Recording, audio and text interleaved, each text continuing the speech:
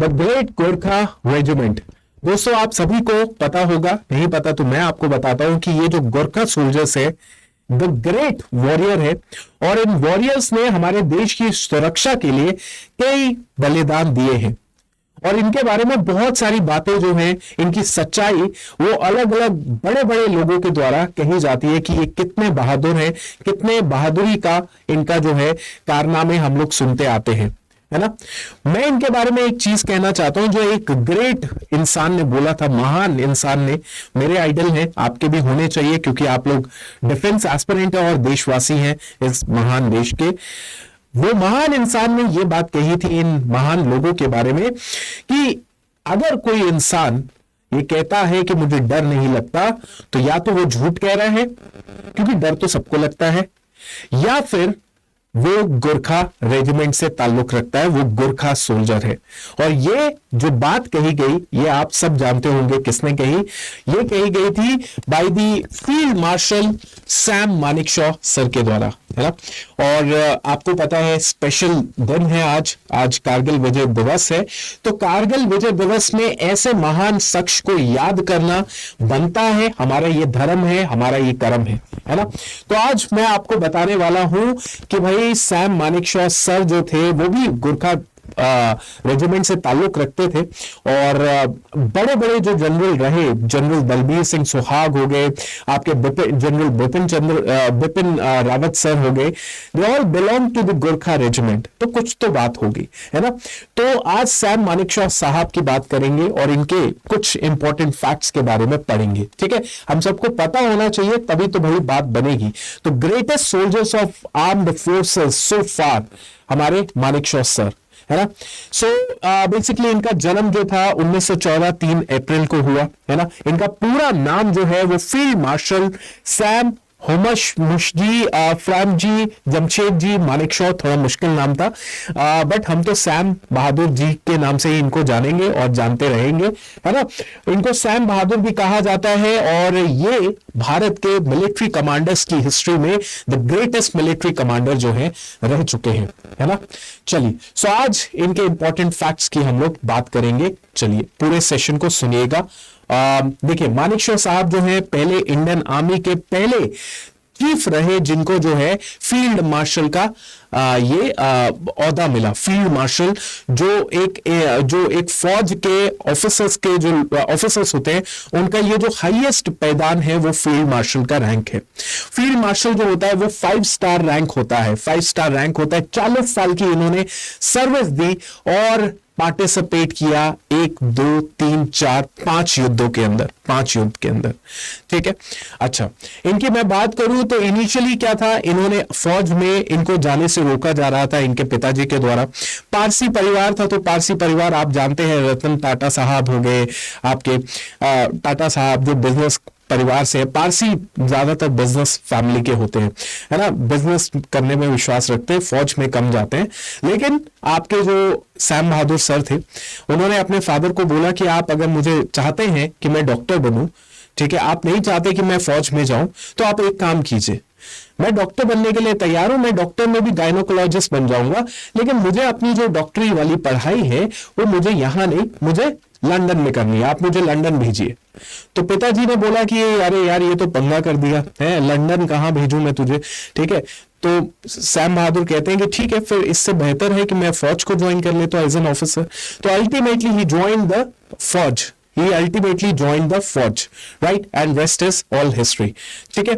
चलिए, बात ऐसी है, he served for the army for 40 years, participated in the 5 wars।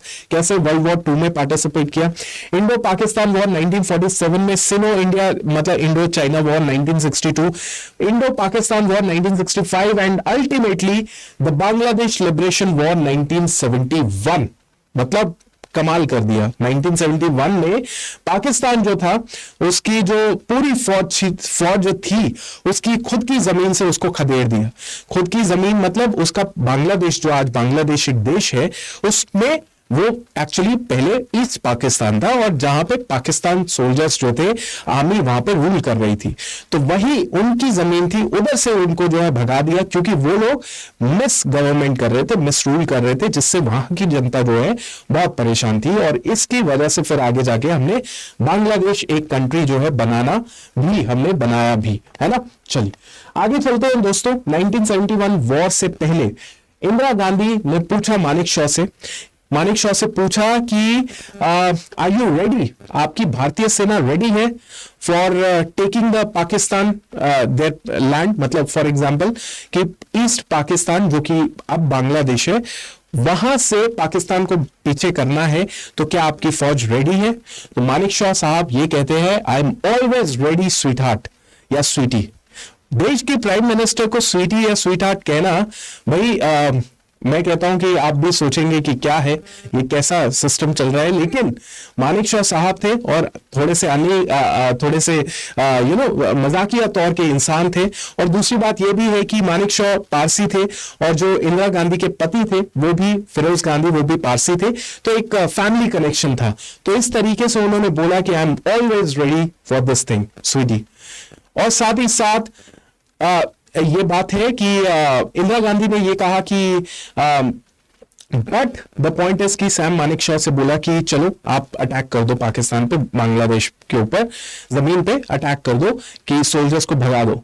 तो मानिक शॉ साहब ने बोला नहीं, no, I am not ready, I am not going to do this right now, because मुझे इसके लिए प्लानिंग, प्लॉटिंग और प्रिपरेशन चाहिए। मुझे वो पूरा का पूरा जो जमीन है उसको मुझे पता है कि कब उस जमीन से हम एडवांटेज उठा सकते हैं। तो अभी मैं लॉन्च नहीं करूंगा कुछ भी, क्योंकि इससे मेरे जवानों की जान जा सकती है ना। तो इंदिरा गांधी ने बोला कि जवानों की जान जो होती है, सोल्जर्स की जो जान है, वो तो देश के काम आनी चाहिए।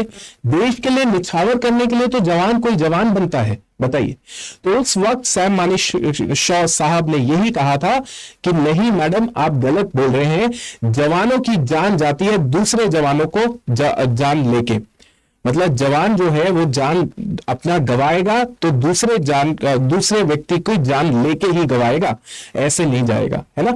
तो this was what his statement and right. And एक और स्टेटमेंट इनकी बड़ी पॉपुलर है, दैट इज कि मानिक शॉ साहब को ये पूछा जाता है कि अगर पाकिस्तान जब डिवीजन हुआ 1947 में भारत पाकिस्तान का, तो अगर आप पाकिस्तान में चले जाते तो क्या होता? तो इंडो पाकिस्तान की वॉर होती, तो उसमें कौन जीतता? तो मानिक शॉ साहब ने यह कहा था कि भाई तब पाकिस्तान जीतता, क्योंकि मैं पाकिस्तान में था। तो देखिए, सोल्जर होता है, सोल्जर मतलब यही कि सोल्जर को जहां मतलब सोल्जर ये नहीं देखेगा क्या सही, सोल्जर ये देखता है कि किसके साथ है वो, और जिसके साथ है उसको जिता के छोड़ता है। तो this is what his statement is, then Pakistan would have won all wars. अगर मैं पाकिस्तान के साथ होता तो पाकिस्तान पूरी वॉर्स जीतता, राइट। ठीक है, इनको मिलिट्री क्रॉस मिला 1942 को, इनको पद्म भूषण मिला 1968 में, पद्म विभूषण मिला 1972 में। सो इस तरीके की गाथा जो है इनके बारे में है। इनके फिल्म भी है, एक जो कैटरीना के जो हस्बैंड है विकी कौशल, उन्होंने ये फिल्म बनाई है, एक्ट किया है, आप देख सकते हैं अगर देखना चाहते हैं। और बाकी यही है कि फौज में जाना है तो भाई एक नेक्स्ट लेवल जुनून, जज्बा चाहिए, और डेफिनेटली आप फिर ज्वाइन कर सकते हैं फौज को। थैंक यू सो मच, मिलते हैं आपसे। जय हिंद, जय भारत।